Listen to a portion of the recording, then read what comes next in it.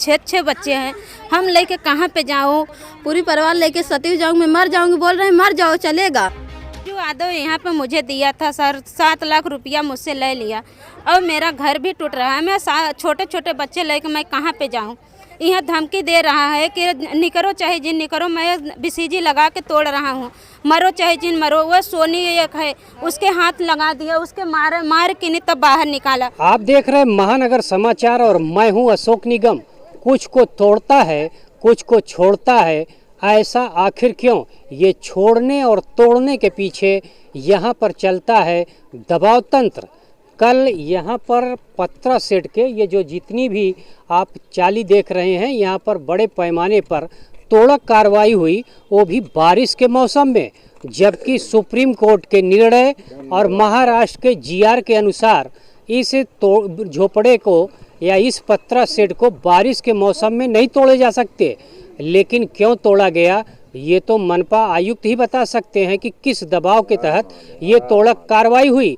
जबकि इसी के आसपास बहुत से ऐसे झोपड़े अवैध रूप से खड़े हैं और मनपा प्रशासन को मुंह चिढ़ा रहे हैं, फिर भी मनपा प्रशासन या तो मूक दर्शक बनी है या जानते हुए खामोश क्यों है, यह एक सवालिया निशान है।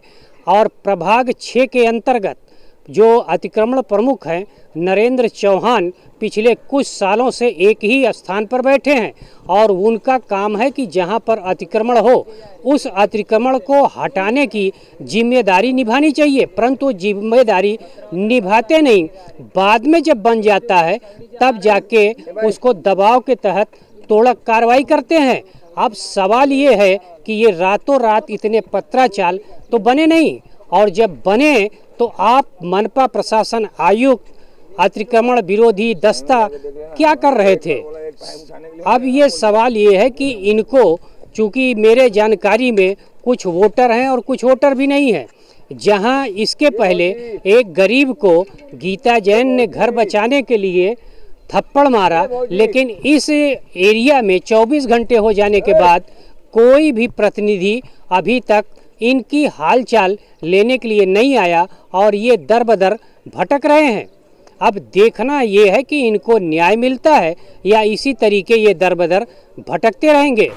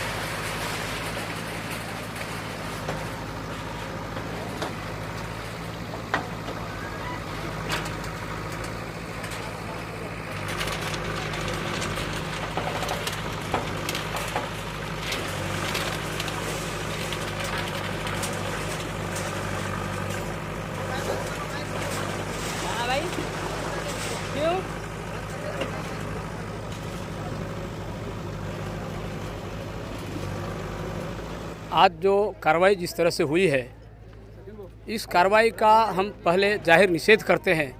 सुबह इस विषय को लेकर के मैंने इस अतिक्रमण विभाग के उपायुक्त श्री मारुति गायकवाड़ साहब से बात किया और प्रभाग अधिकारी श्री प्रभाकर महात्रे जी, तो उन्होंने मुझे आश्वासन दिया कि जो नए झोपड़े हैं, जो लोग खाली रह रहे हैं, हमारे विधायक साहब से भी हमने कांटेक्ट किया, विधायक साहब ने भी उनको फ़ोन किया, तो उनको इन्होंने आश्वस्त किया कि जो खाली झोपड़े हैं, जो नए बनाए हैं, वहाँ पे खेडूत आदिवासी का तकरार है, आदिवासी के तकरार खेडूत के आधार पर हम कार्रवाई करने जा रहे हैं।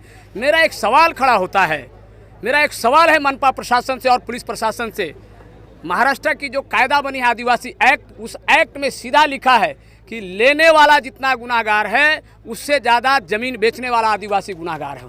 क्योंकि इंदिरा गांधी प्रधानमंत्री जब भी थी तभी उन्होंने आदिवासियों को रहने के लिए घर दिया था और आदिवासियों को अपनी जीवन जीविका चलाने के लिए ज़मीन दिया था। लेकिन आज पूरे महाराष्ट्र में देखोगे कि आदिवासी का ज़मीन धनाढ़ लोग खरीदने के लिए छोटे मोटे गरीबों का घर उजाड़ते हैं। वही प्रकार आज यहाँ पे मुझे बताइए कि आज 60-70 रूम का कार्रवाई हुआ, तो 60-70 रूम एक दिन में तो बना नहीं। ठीक है, आपने अतिक्रमण कार्रवाई किया, लेकिन उस वक्त से आज तक विभाग प्रमुख जो नरेंद्र चौहान जी आज आए हैं, ये भी विभाग प्रमुख थे, इनके ऊपर भी शिस्त भंग की कार्रवाई होनी चाहिए। दूसरी तरफ शुभम पाटिल और संजय सोनी, ये दोनों ही कनिष्ठ अभियंता जो ठेके पद में, बार बार कहते आ रहा हूँ कि अतिक्रमण विभाग में ठेके पे रहे हुए इंजीनियर को नहीं लाया जाए।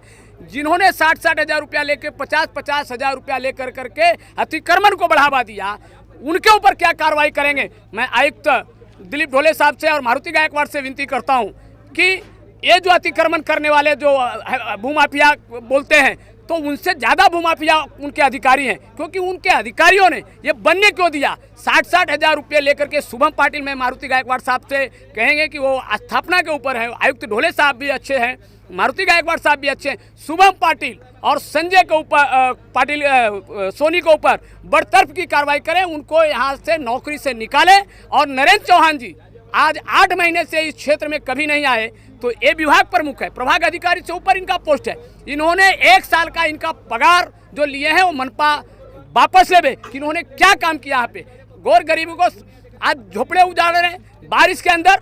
एक तरफ से आप देखे हुए कि 1 महीना पहले यहाँ की अपना इंजीनियर जो थे शुभम पाटिल और संजय सोनी, इनके ऊपर भारतीय जनता पार्टी की विधायिका या शिवसेना का बोलो निर्दलीय विधायिका गीता जैन जी ने कान के नीचे थप्पड़ मारा। मैंने अधिकारियों के बाजू से लिया, गीता जैन जी को मैंने कहा कि आपको उसके ऊपर थप्पड़ मारने का अधिकार किसने दिया है। लेकिन जहां पे अधिकारी का गलत है वहां पे हम अधिकारी को ही दोषी ठहराएंगे।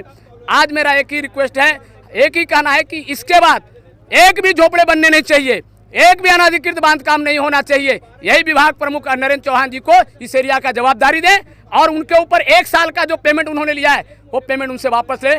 आज के दिन मुझे यही इतना ही कहना, इससे ज़्यादा मुझे कहने का नहीं, क्योंकि आज जो है ये कार्रवाई जो हो रही है सुपारी लेकर कार्रवाई किया है।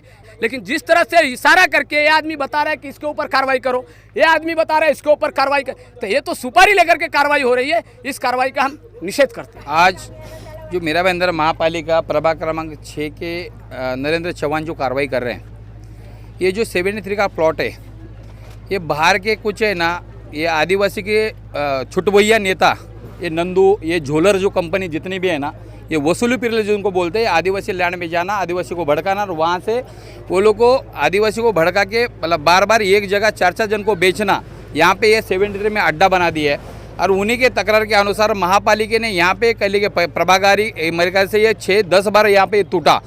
आज यहाँ पे एक ही जगह है ही नहीं है कि इन्होंने एक बार पैसा भी खाते, नगर पालिका अधिकारी 50,000 60,000 झोपड़े का ले भी रहे, ऊपर से तोड़ भी रहे, और ये गरीबों की व्यथा है।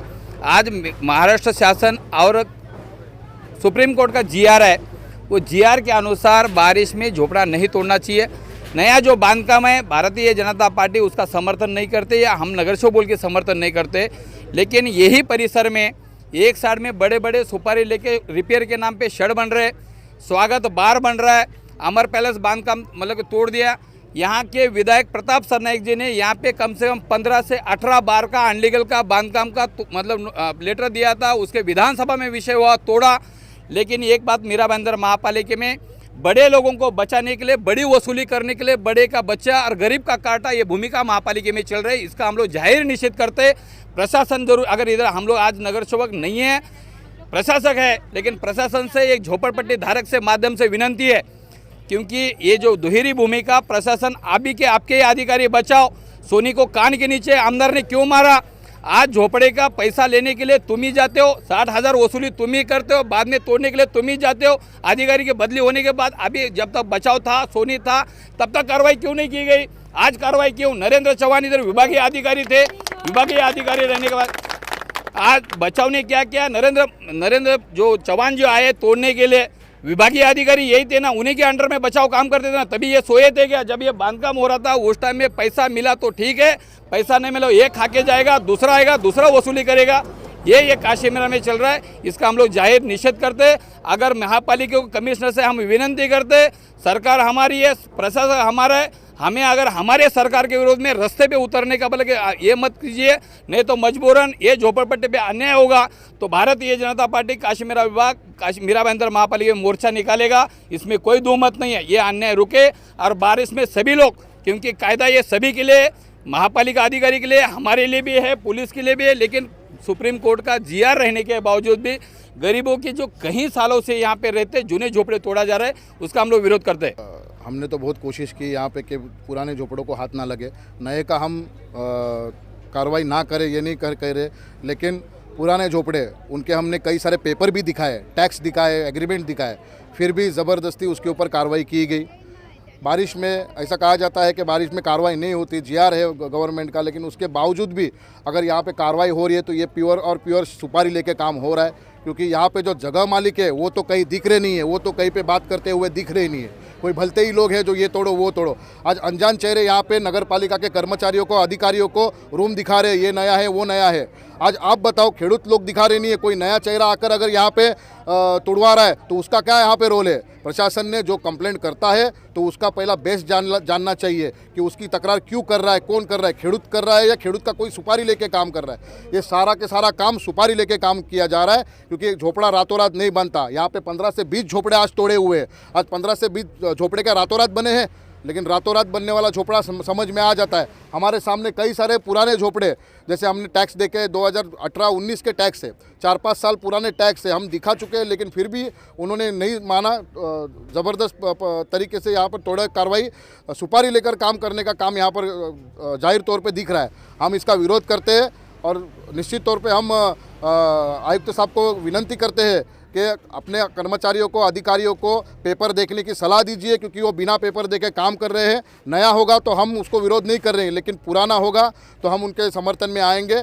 हमारी यही रिक्वेस्ट है कि गरीबों का साथ दे। यहाँ पे गरीबों को उजाड़ने के लिए आप लोगों को नहीं बिठाया, गरीबों के सहकार्य कीजिए।